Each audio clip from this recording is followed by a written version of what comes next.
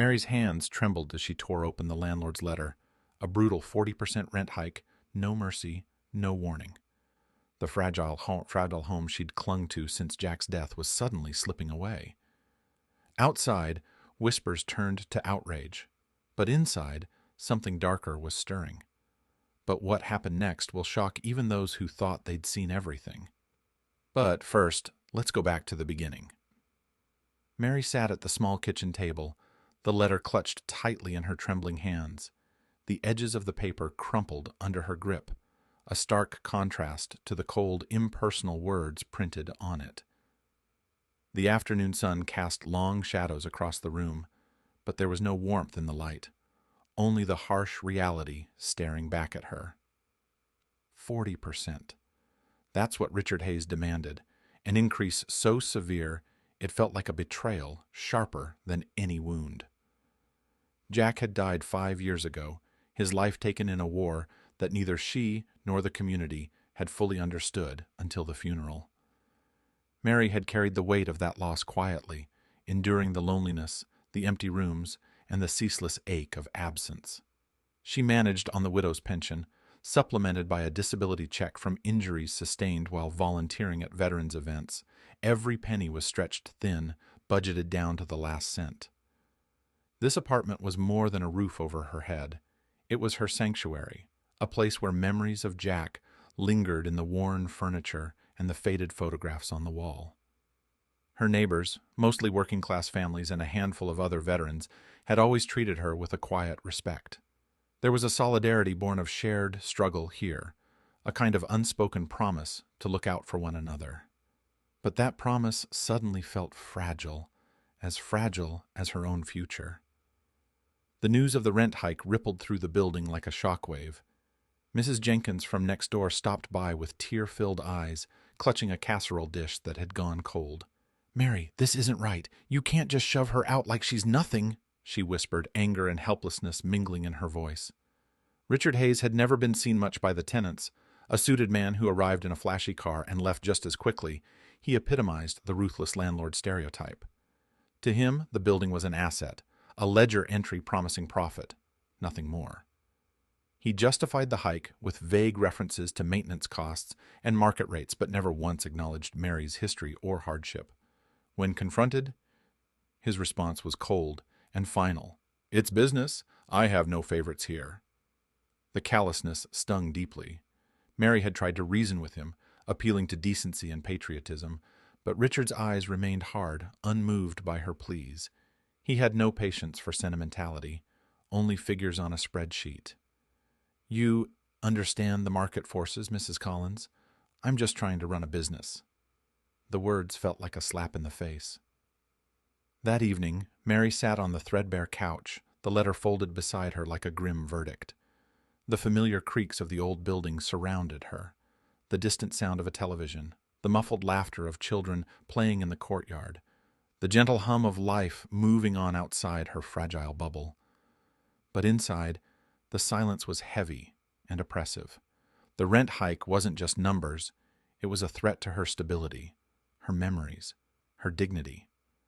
How could she explain to the landlord that this was all she had left of Jack? That this modest home was a fragile anchor in a world turned upside down? Her mind raced with possibilities, each darker than the last. Could she find another place? But where? And for what price?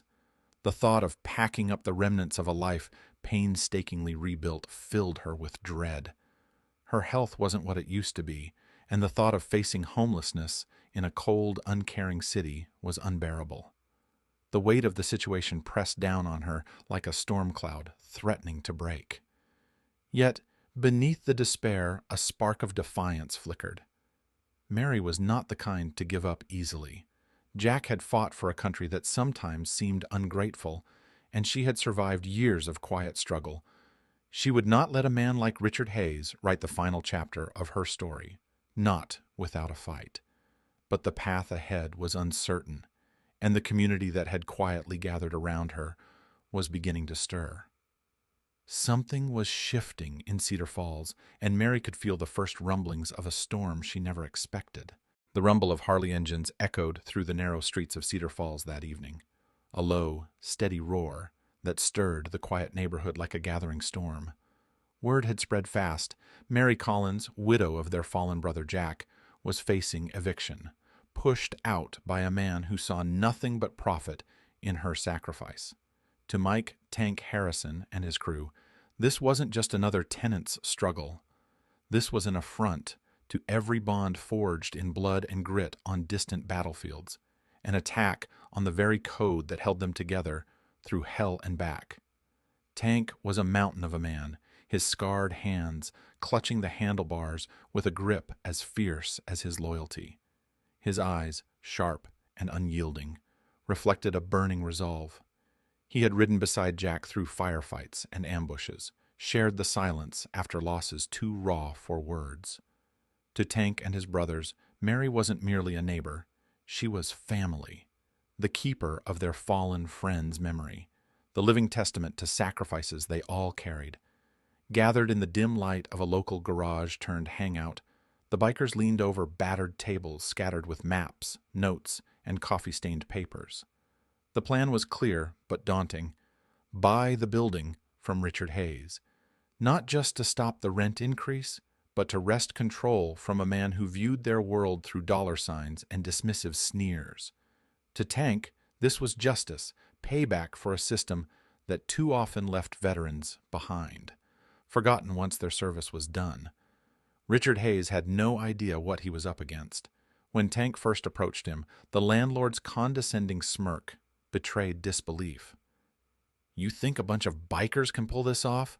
This isn't a charity," he sneered, folding his arms in a boardroom that smelled of stale ambition and greed.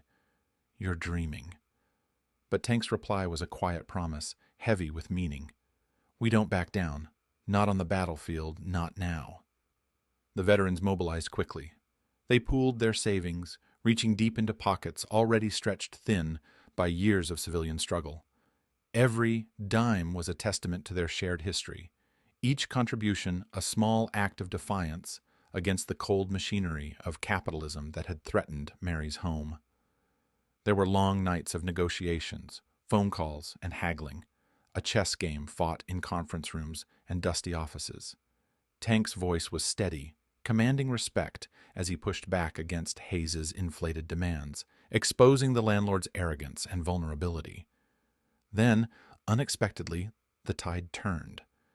An anonymous donor, a local businessman who'd watched the veterans' fight unfold, stepped forward with the funds necessary to close the deal. The gesture wasn't just financial, it was a symbol of solidarity, a bridge between a community and those who had served it. The news hit the crew like a victory thunderclap. The building, once a source of fear and uncertainty for Mary and her neighbors, was now theirs. The final showdown was swift and solemn.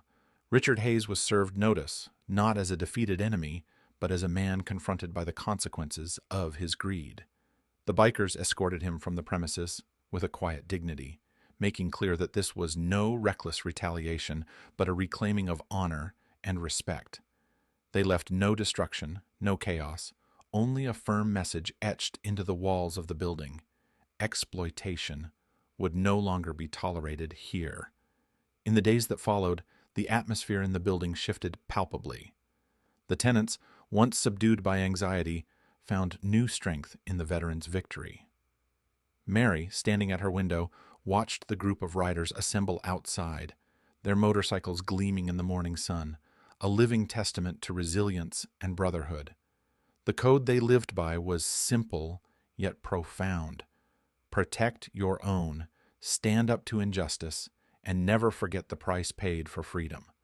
This was more than a battle over rent. It was a declaration that the sacrifices of those who served would be honored, not cast aside. And in that declaration, the spirit of Jack lived on, riding with them through every twist of the road ahead. The air inside the building seemed lighter, charged with a quiet but unyielding sense of victory. The oppressive shadow cast by Richard Hayes's greed had finally lifted, and in its place, a fragile but powerful new order took root, one built on respect, empathy, and shared history. Mary Collins, once isolated by the weight of loss and hardship, now found herself enveloped in a community that recognized sacrifice not as a footnote, but as a foundation. Rent payments reverted to their original rates immediately, a practical but profound gesture that rippled through the tenants like a balm. For Mary, it was more than just financial relief. It was a restoration of dignity, a reprieve from the looming threat of homelessness that had haunted her nights. Each month's payment was now a quiet affirmation that she belonged, that her struggles were seen and honored, not exploited. The building, under the stewardship of Tank Harrison and his veteran crew, transformed from a contested property into a sanctuary. Management decisions reflected the values those men lived by: solidarity over profit, community over cold calculation. Repairs that had long been deferred were tackled with urgency.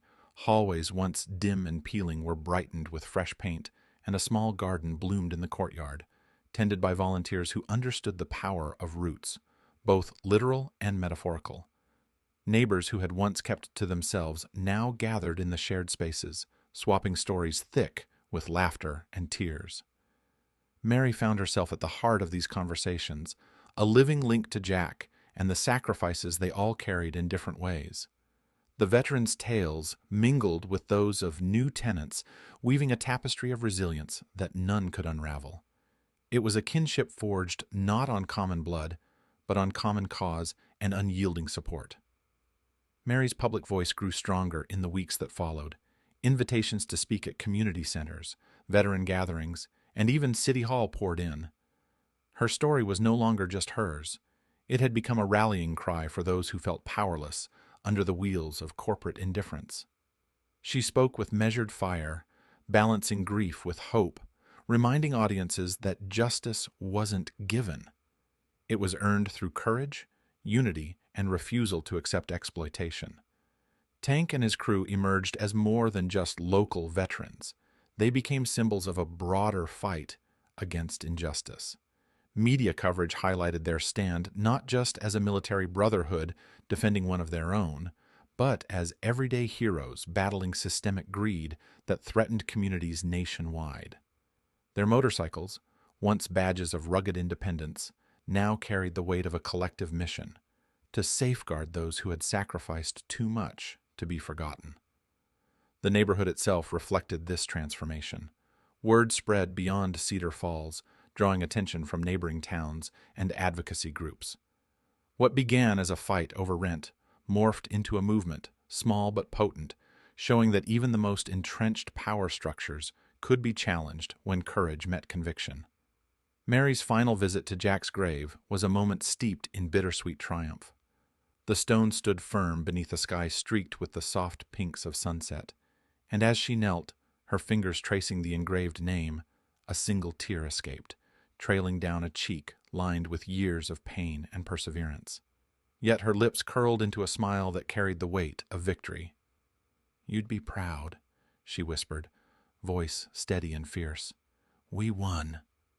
In that moment, the arc of loss bent toward justice, not as an abstract ideal, but as a lived reality. The emotional tempest that had uprooted Mary's life settled into a calm resolve, proving that even the smallest voices, when united by unwavering courage and solidarity, could dismantle the walls of crushing injustice and build something far stronger in their place.